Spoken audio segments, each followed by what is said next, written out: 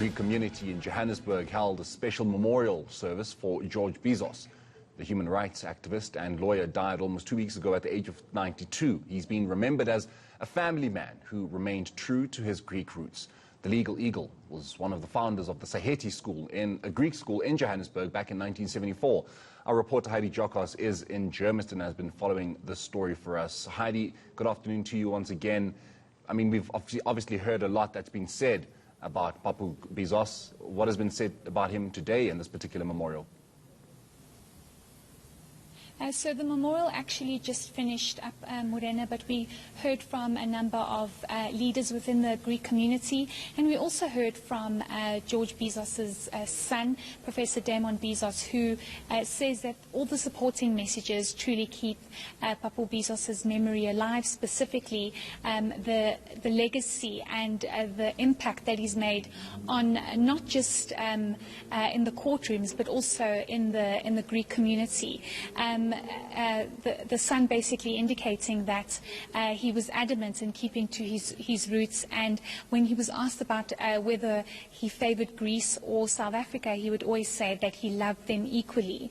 And this definitely shows in the actions of Papu Bizos, also indicating that his legacy will definitely live on in terms of the Saheti School that he was adamant, the founding member, which was Papu Bizos, and how that legacy will live on forever. So very fond memories. And what was interesting about what his son specifically said was even though they always remember him as the Legal Eagle and the hero in the courtrooms, they also remember him as the great family man that he was, the great briar that he was, the great gardener that he was. And even though they had to share his father with the world, he always remained a true family man and loved his 3 sons, his grandchildren and his wife. So those were some of the memories shared by his son, and quite different to what we've been hearing over the past 2 weeks since the passing of Papu Bizos, specifically to the man that many people don't remember him as, the family man, a true Greek man,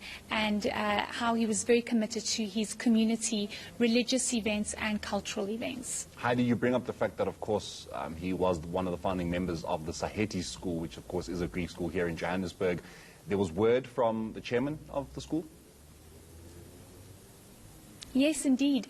The chairman, Andreas Stefano, actually indicated that he was quite emotional about the passing of Papu Bizos. When he stood up, he actually had a lot to say about the legacy of Papu Bizos, but also the impact that Saheti School has had on many people. And he even said that a conversation that he once had with Papu Bizos made it very clear that he didn't want anybody to spend too much money on his funeral and spend too much money on the flowers that would be at his funeral, but rather use that money to help those that were in desperate need of education, families that were unable to support their children through education. And he was always adamant, and this is also why there is a scholarship at Saheti named after Papu Bizos.